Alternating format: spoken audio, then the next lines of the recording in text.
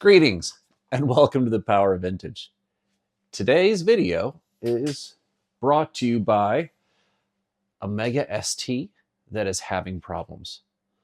Let's see if we can't get this thing fixed, working, and up to snuff.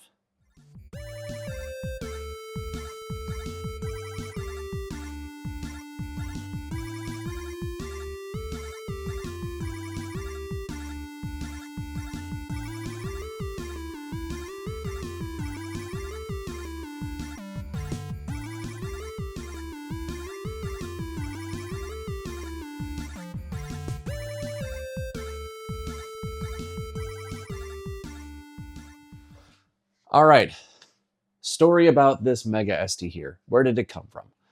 A few months ago, I did a couple of videos on an Atari STE that I had fixed up, as well as a GoTech emulator that I got set up for it, a hard drive emulator, etc. Soldered up a hard drive emulator, ASCI to SD, something like that, right? And I ended up selling it to a gentleman who was an Atari ST collector, and he had this Mega ST and in his collection that had started displaying some issues. First off, would no longer read from a floppy. Then it didn't want to read from a GoTech. And then eventually it just came up with not a blank screen, but a solid colored screen. So he asked me if I wanted to take a look at it. I said, sure, send it up. We'll take a look at it for you. And that's the story today. Let's get to it and take a look inside. All right, so I'm not going to show me unscrewing it or whatnot. It's already opened up. I have taken a look inside already. This is, it looks like it was Dutch, based on the label on the bottom. Dutch version of the Atari ST had been localized to the US. Let's take us off. Make sure there's no issues. Here we go. Localized in a couple different ways. Made US capable.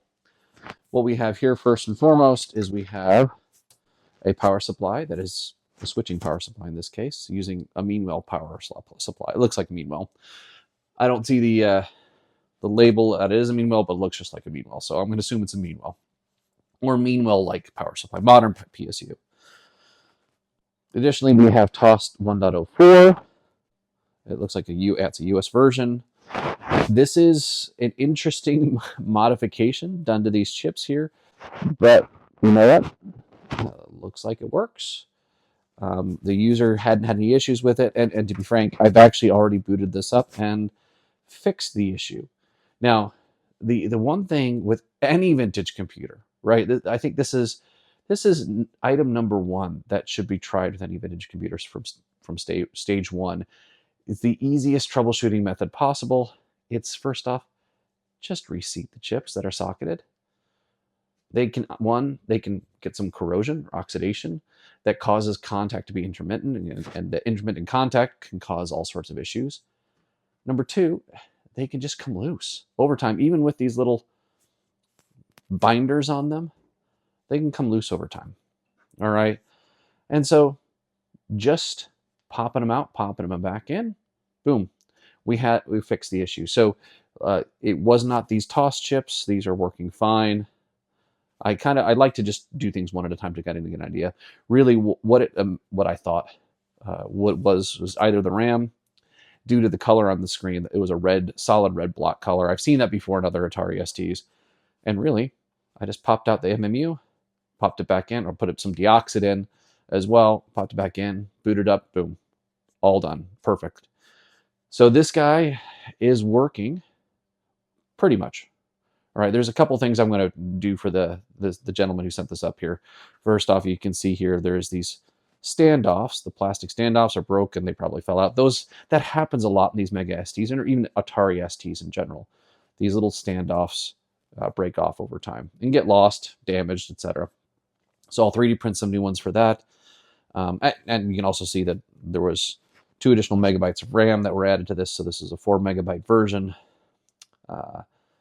Looking over here, actually, maybe you've seen it, maybe you didn't.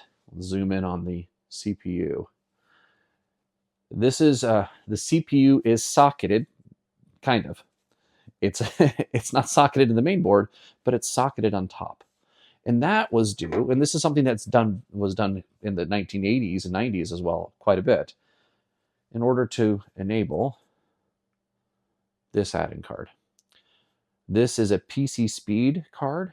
It's basically a IBM PC compatible hardware option, right? So this is I believe an 8088, NEC 8088 that you can put in here and get full PC compatibility. I'll do some testing on that. I haven't had one of these myself. Seen advertisements, read about them as well. Super cool thing. What happened here, maybe you can see that. We have a pin that's broken off here. A number of pins on the socket are a little bit in rough shape. What I'm going to do, this socket here is actually attached into the soldered lines. So I'm going to get this socket off, put a new socket in place with complete with pins. I could probably repair this pin, but I'd much rather do something a little more robust for this guy. And then we'll download some software, test this out. Another thing we'll also do, we'll run this through its paces using a diagnostic cart here. This is, I actually really like this guy. This helps me to just make sure everything's working properly. As long as the computer boots somewhat, this can actually provide some good intel on it. All right, what else are we going to do here? Yes, another element here. So on this Mega ST, another cool thing, there's a lot of neat things about the Mega ST, right? It has a real-time clock on board, and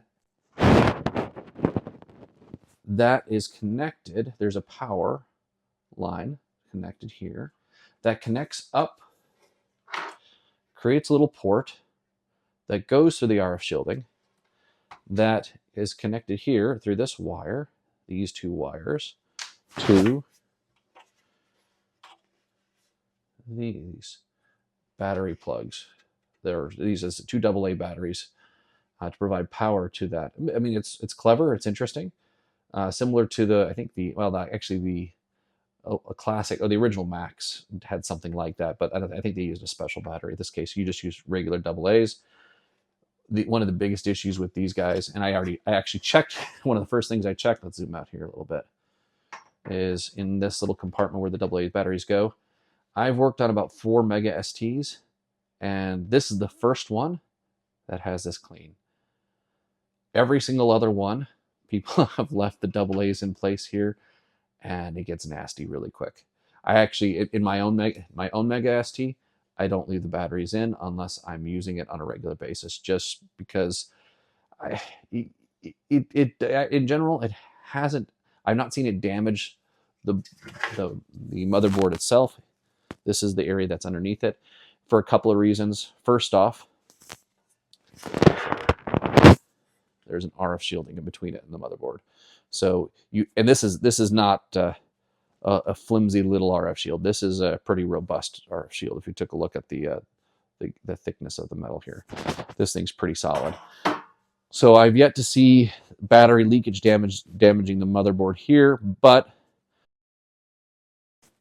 I've had instances where I've had to recreate these metal lines or the contacts here. I've actually rebuilt them from different pieces of metal here in order to make new batteries work within that spots. So, so I'm going to fix that, get that in place. We're going to repair this PC speed, test it out, see how it looks, because I've never actually run PC software on any Atari STs. Well, not like this. We'll take a look at the output of the diagnostic cartridge. I'll run it through GemBench to get some tests on it. We will test out a known, he didn't send me a floppy drive, so we'll test out a known tested working floppy drive here on this guy. Make sure it works. 3D print the standoffs. Bada bing, bada bang. I've already tested the PSU. Power output's great. And I've already deoxided all the chips.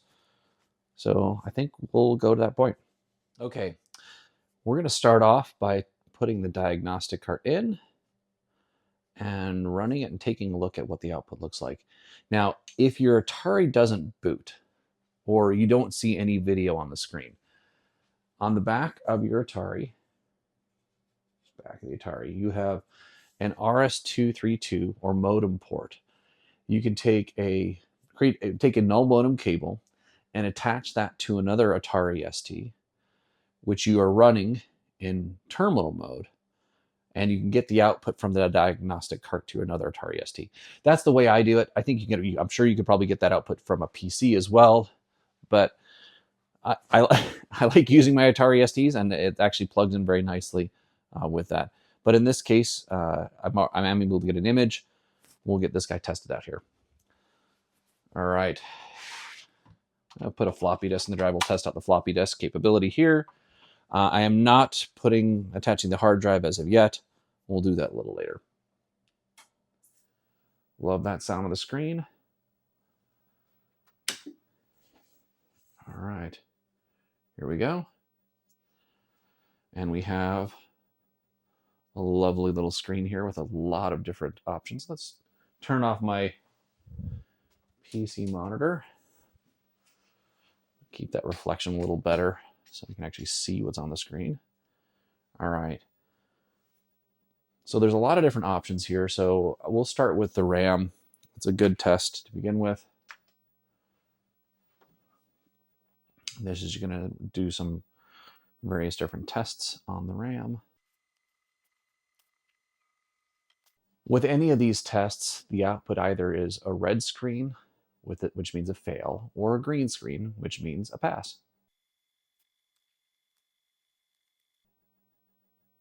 There we go.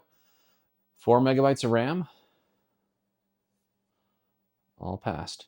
All right, let's take a look at the next test.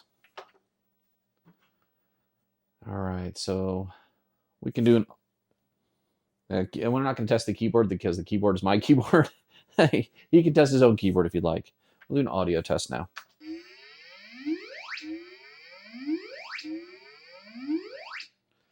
All right, you hear that? That's great. It's not as cool a sound as the Amiga test kit, but it tests it all the same. All right, we'll go to floppy disk. And I actually have a blank floppy in there, so we can actually try this out and do all the read-write tests. We'll do just a quick test. I've booted some software off a disk already myself. Oh, no floppies. Oh, that is a problem because I forgot to hook up the power to the floppy disk drive. All right, let me get that done, and we'll try this up over again. I'm back. Power, bird connector connected, boom, ready to go.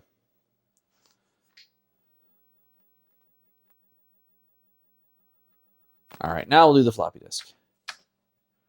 Quick test.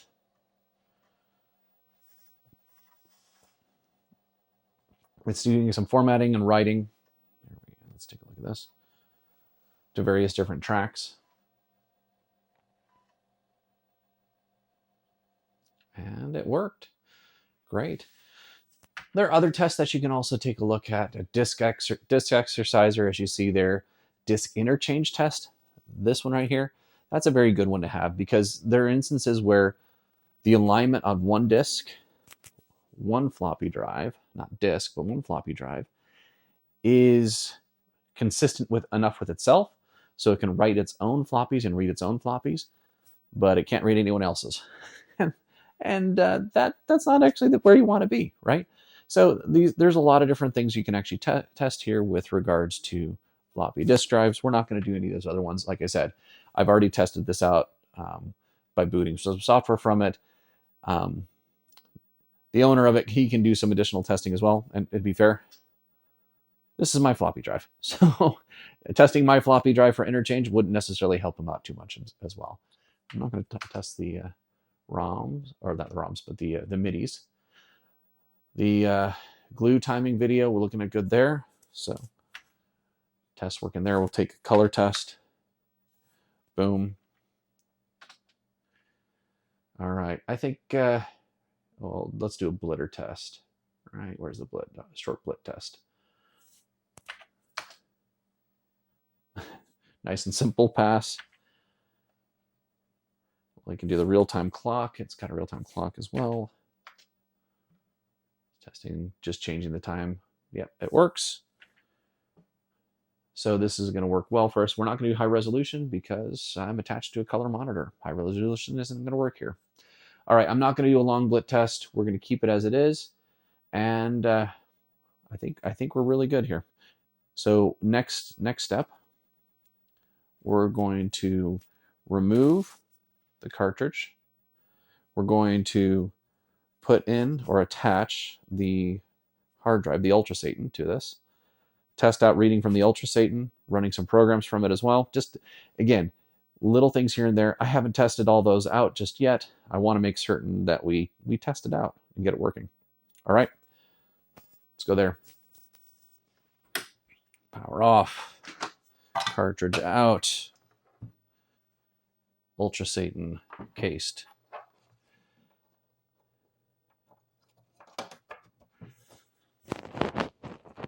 Where did that power plug? Ah, there we are. Here we go. So we're just running through a bunch of testing, just trying a bunch of stuff out. Again, it was in my case, it was such an easy fix, just reseating the chips, that I just want to make certain that I do some due diligence on this guy. All right. And I love Pipera's hard disk drivers. They are awesome. I really, really like them. Only downside with them is they don't work great with SCSI or Atari Falcon, but other than that, or with some accelerator cards, other than that, they are fantastic. All right, so let's take a look at a couple things here. Let's go let's go Office first. Sysinfo. Can actually see what's in here. Just like the other set is, there's 4 megabytes of RAM, TOS 1.04, nothing crazy special. All right, exit out of it, and then we'll go to GemBench.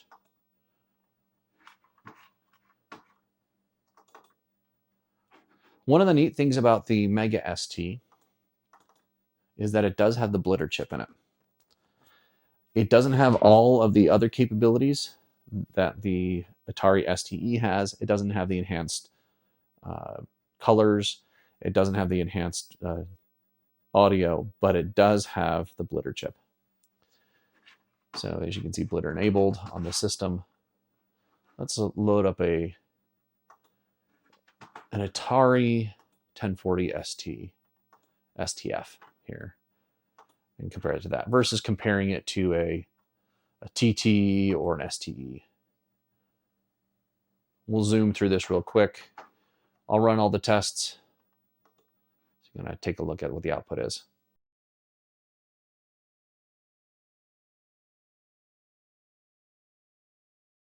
All right, here is the output here. And as you can see, versus a regular Atari STF, it has some significant graphical advantages. The CPU in general, though, is identical in its capability, but it has the ability to do a lot more graphically with the blitter chip when it is used and when it is engaged. All right, so we are going to quit out of here. So someone may ask, why is my screen not green? That's because I've changed the background color in the control panel. You can put these ACCs, install these ACCs on a hard drive or on a floppy disk even, and you just select color setup. And just simply changing these colors, this one, rather than being the standard Atari ST green, I changed it to kind of a teal color. Simple as that. And then you save it and boom, you're good to go.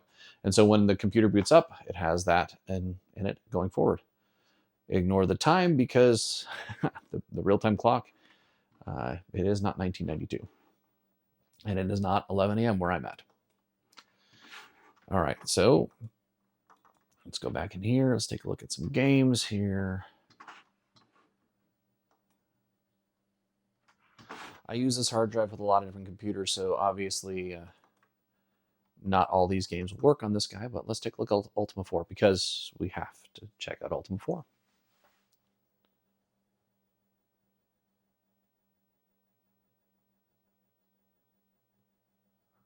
Look at that. All right, so this reminds me I need to adjust something.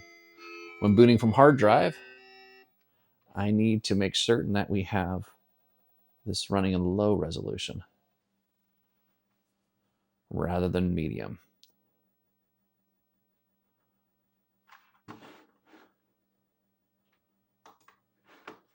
Go to low res. When running from hard drive, software and games from hard drive, it's always a little interesting, right? There's stuff you have to adjust. It's fine. It's awesome to be able to run from hard drive, though.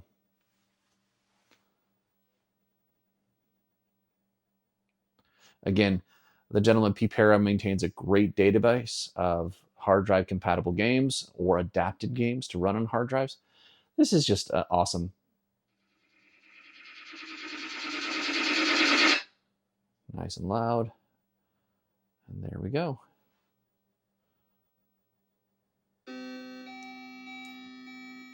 All right, booted up just fine.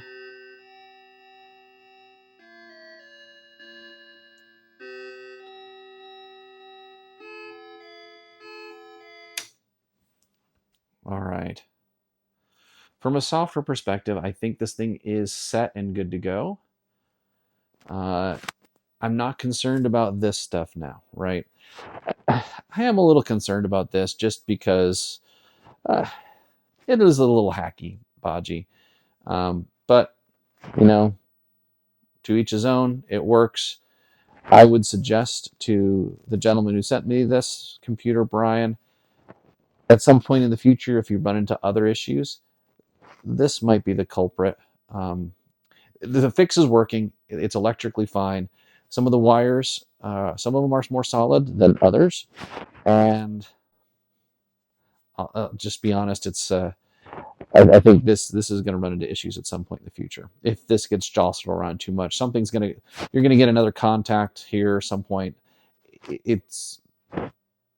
There's going to be issues at some point. Just that's my personal opinion, but it works. It works today, and I'm not going to program 6 new chips and put them in here, swap that unless he really wants me to.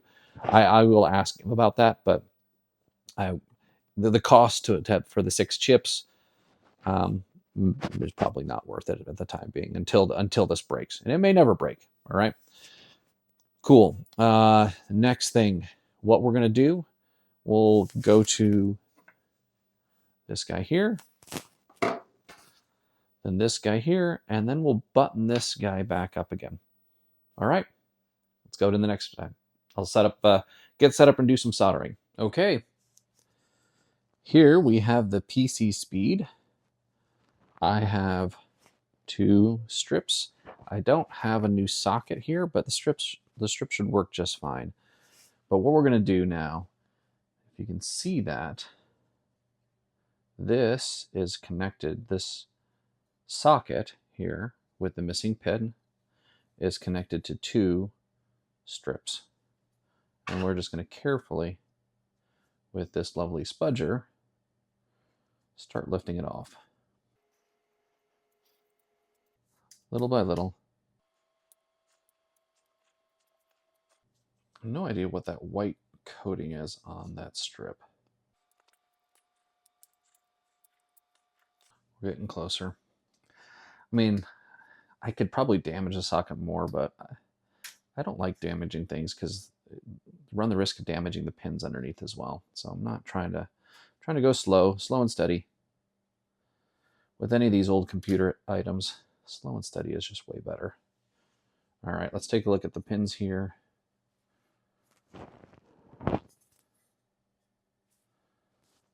I get a cotton bud and see if I can't clean that off. Interesting bodge wire there.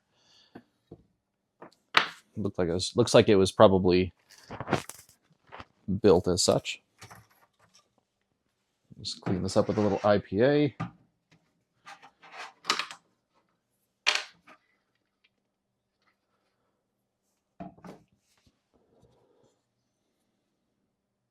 Not sure what that is, but we'll see if it cleans off.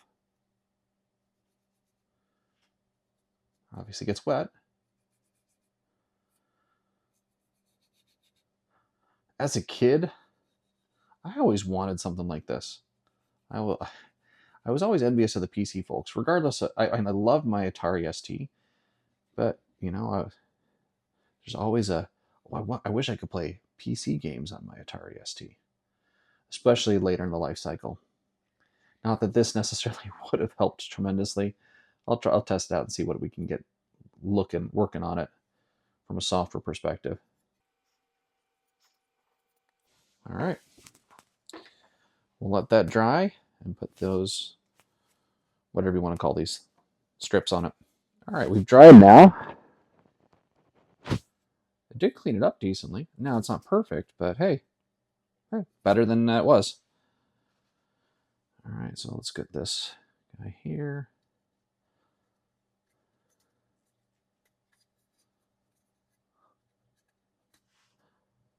Looks good. Get the other one on.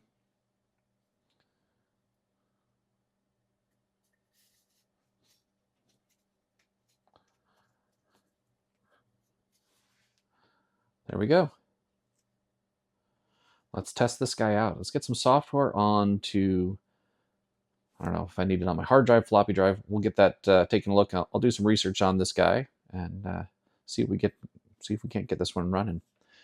All right, so let's go back over to the Mega ST here. As I've seen in other products, this installs like so.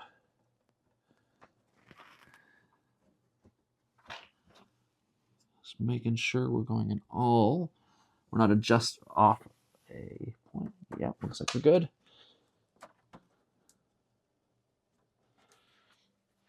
All right. Is it all in?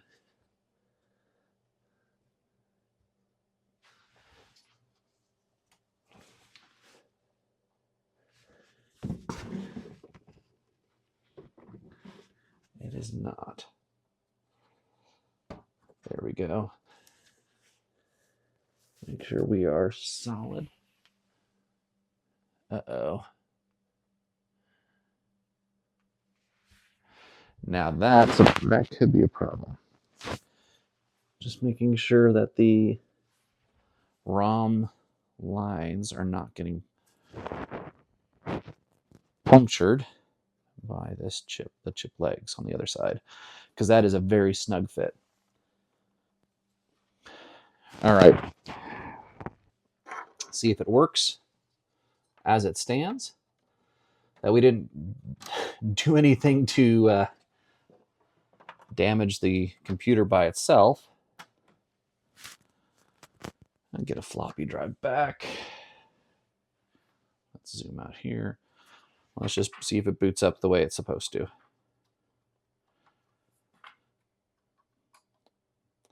Before I even try software on it, just make sure it works in Atari ST mode. Like I said, this is the first time I've ever used a PC Speed myself.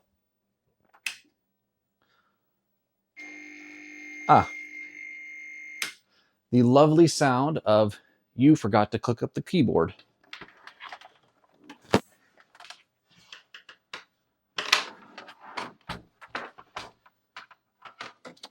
If you've ever worked on Atari STs, you know exactly what I'm talking about.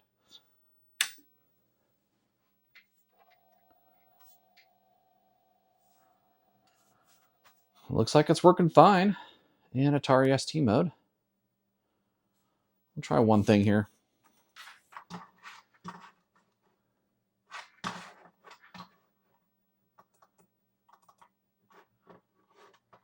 Let's try this.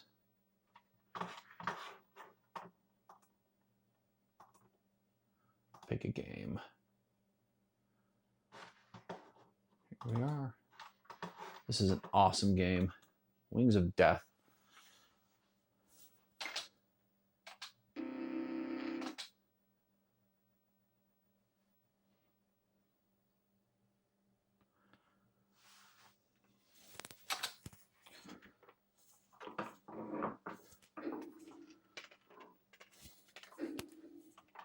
It's also one of the few games that actually takes advantage of the blitter. Well, not there's more than a few, but This is one that takes advantage of the blitter for an STF that has blitter, as well as the Mega ST. It says that this is a blitter machine. Blitter status on.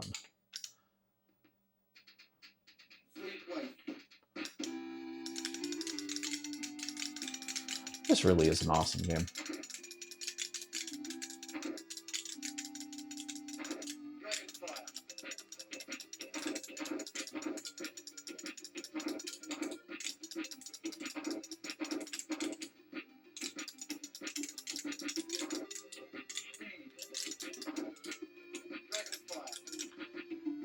All right. Good enough. Now we go looking for software. Okay, be right back. We have the PC Speed software on that hard drive, SD card there. Let's boot up and see if I can do anything fun with it.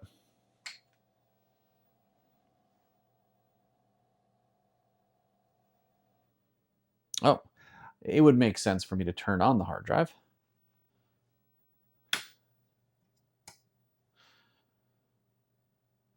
There we go.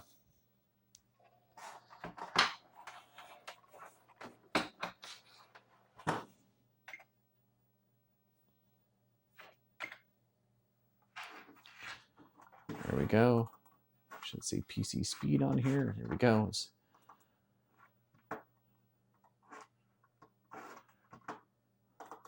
PC Speed install program.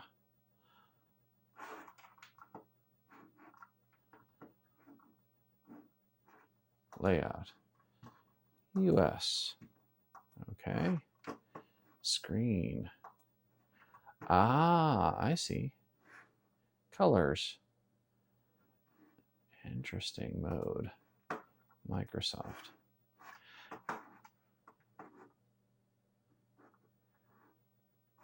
Cool. All right, I think all this does is just save the selections made.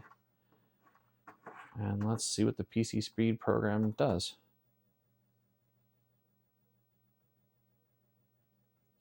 You're learning with me, and I'm probably not learning enough, but I'm just playing around. This could be a situation where I am trying to run it from the hard drive, and it's not liking that. So I have an option. Let's see what we can do here. I think it's frozen. Yeah, it's frozen. All right, so let's do this. Because there's a lot of software that does not like running from hard drive. Okay. Now let's see if this works from floppy drive.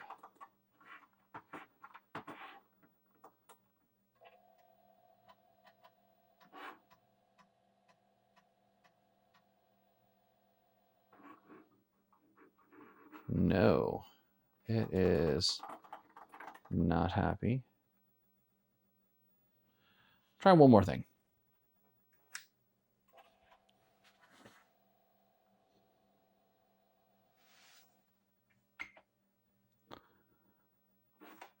Let's do this. Again, some of these settings might have been influenced by the resolution selected.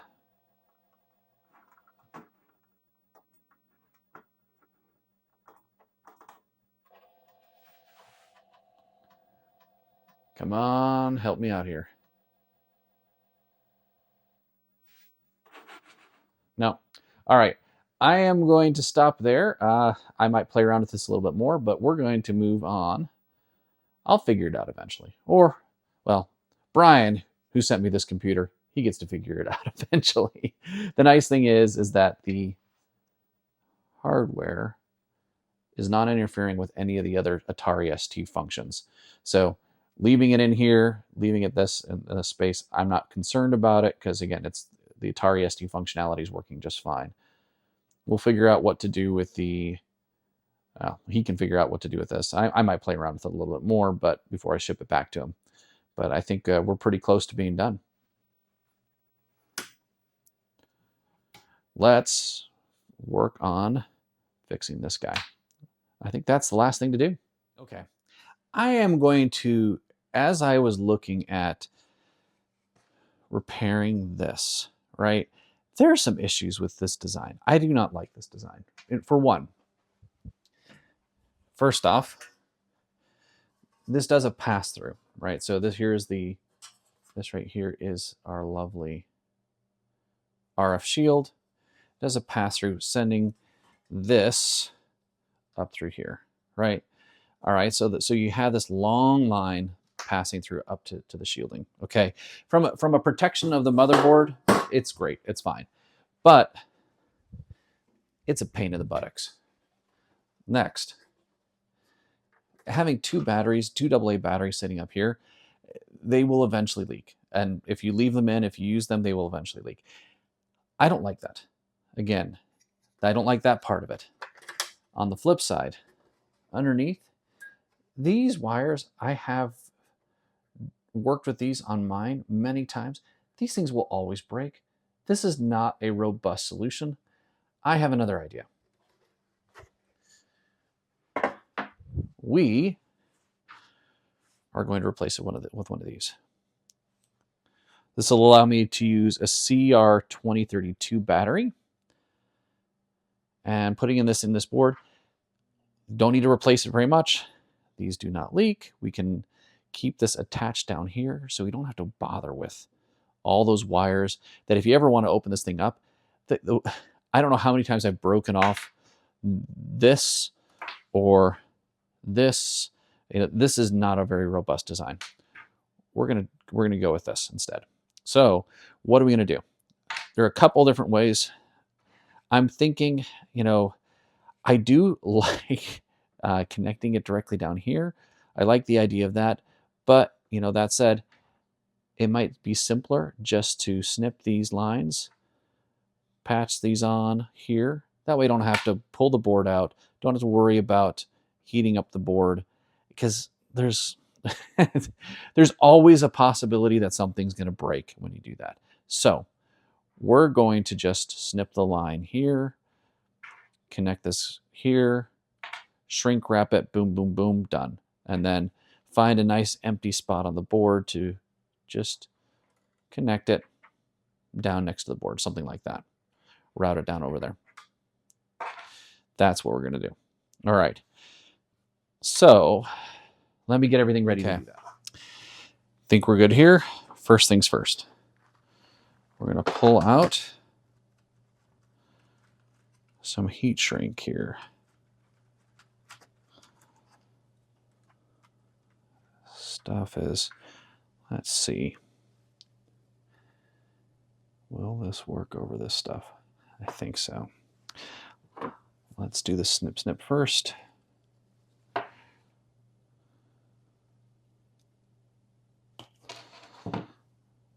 And let's test out this heat shrink.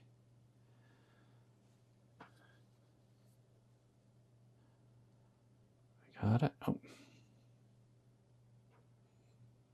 Yeah, we got it. I think this will be on the snug side, but I think if we start on this side first, it'll be good. And I don't think I need to do the whole, probably do half on either side. Half a length. We'll get this down here because I always tend to forget it and I solder things up. And then the heat shrink is like, oh yeah, I forgot about that heat shrink. That would have been good to know ahead of time. I don't know. I probably resoldered more than a few times where I've had to desolder some work so I can get the heat shrink back on. All right, so that's step number one, getting that heat shrink on there, getting it snipped. And now, let's get some better lighting over here. There we are. That'll be better for me to be able to see things.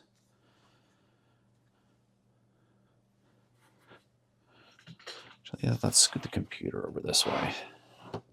That's nice. A little better off. There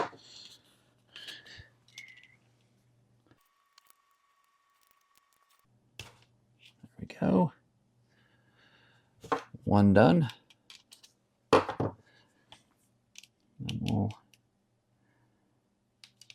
solder the wire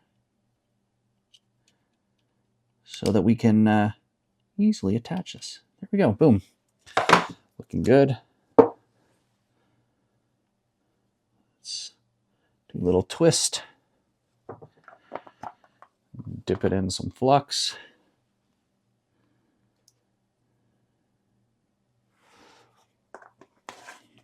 And get heating the soldering iron.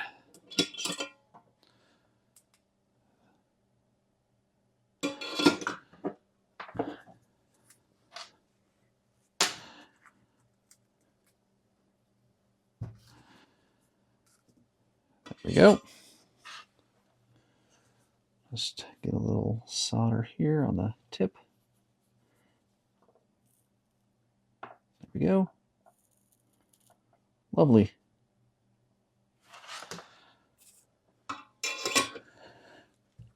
And I think we're about there.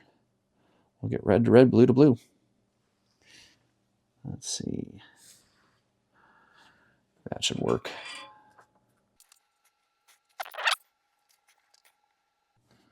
There we go. Red to red, black to black. Come on. It's always fun when they're connected to each other. There we go. Now, let's slide you over. Shrink wrap, slide. Perfect. Get this one slid over as well. And use this little guy here.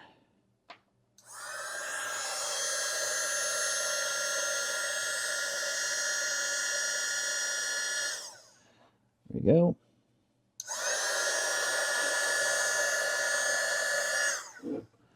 There we go. And we are good to go. Boom, boom.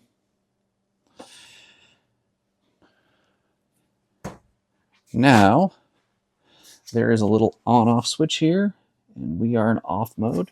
We'll leave it in off at least for a second while we put a lovely little Amazon Basic battery in.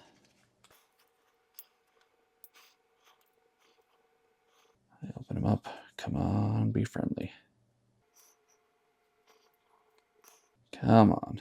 Of course, when I pull this one off, it pulls the other one off. Where'd my spudger go? There we go.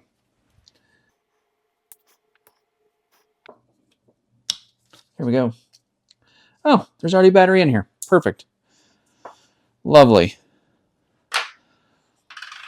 I didn't even need to get a new one out. Now, what we're going to do is we're going to test the clock, the real-time clock here. There we are. We are all plugged in, ready to go. Ready to test out the clock, the real-time clock now. Make sure the battery's on. Let me get a mouse connected again. It'll just make life a lot easier to have that in place. My desk's a mess, but hey, all for the sake of science. Or fixing old computers. Whichever one you prefer. All right. Booting up just fine.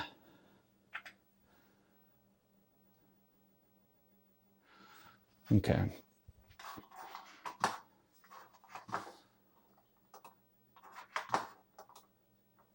Let's see if we can change that here. I figured how to change it here, but I think we might be, let's say, we are Eastern Standard Time in the US. It is, oh, actually it's not 10, it's 11, it's 9. 9, 0, 9. Not 29, 0, 9, and let's say 42 a.m. All right, good. And let's change the date. Today is 1/27/24.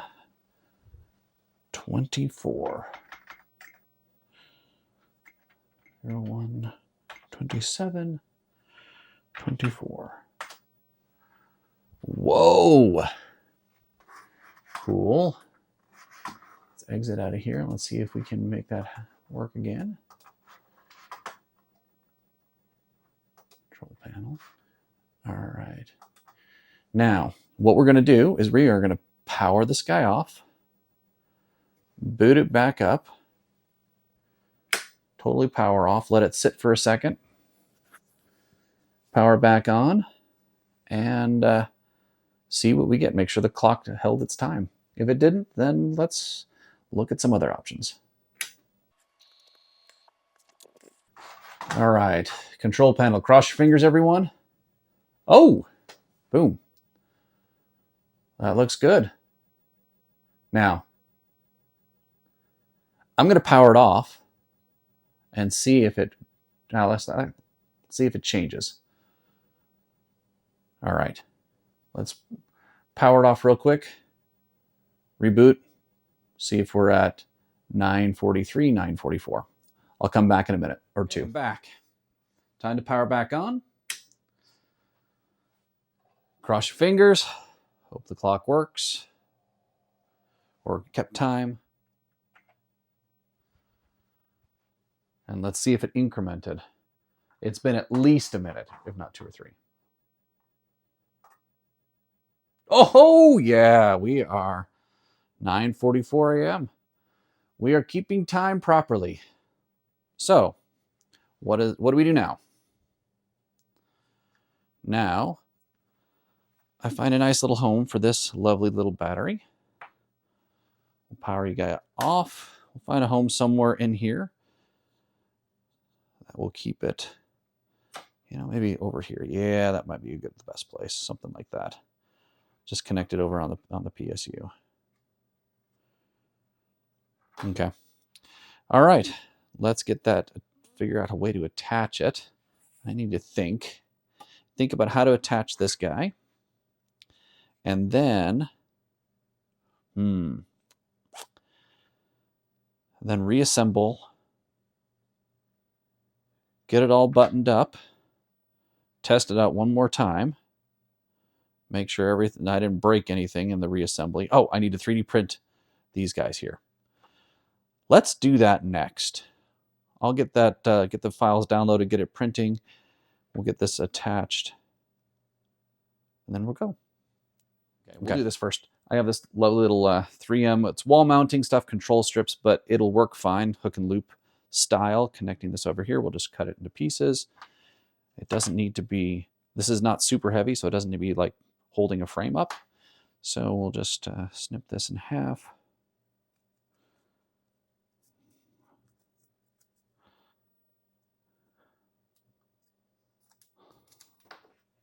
Yeah, it fell down. All right, that's not a problem. And we'll just peel off the bottom here.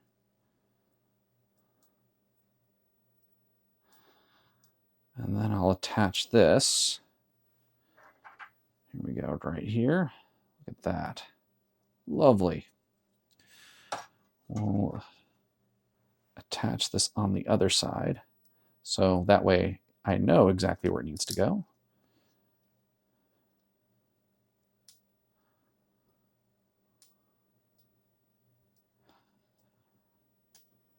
And we will just route you back here, back here. Make sure we're not getting in the way of anything.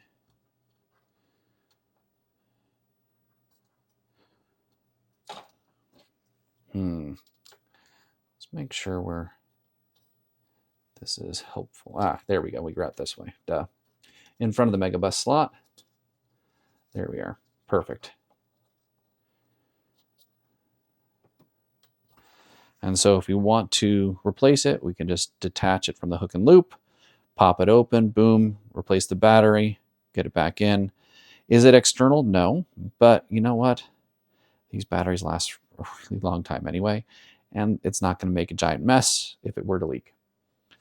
Okay, we're done here. 3D print these guys here. And yeah, we'll record that and do a little time lapse of the 3D printing.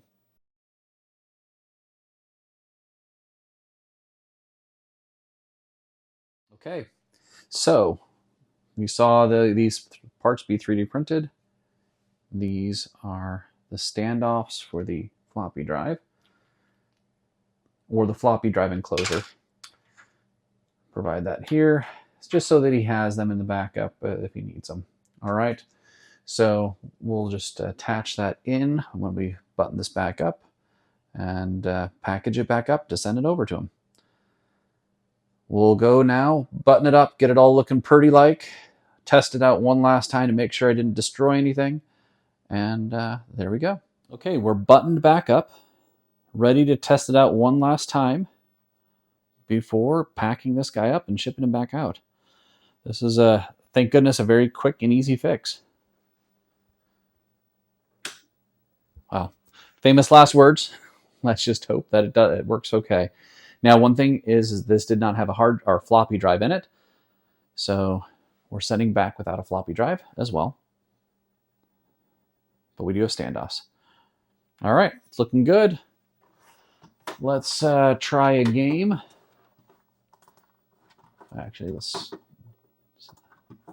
do Ultima 4, because again, one more time, Ultima 4 is the ultimate game of all time.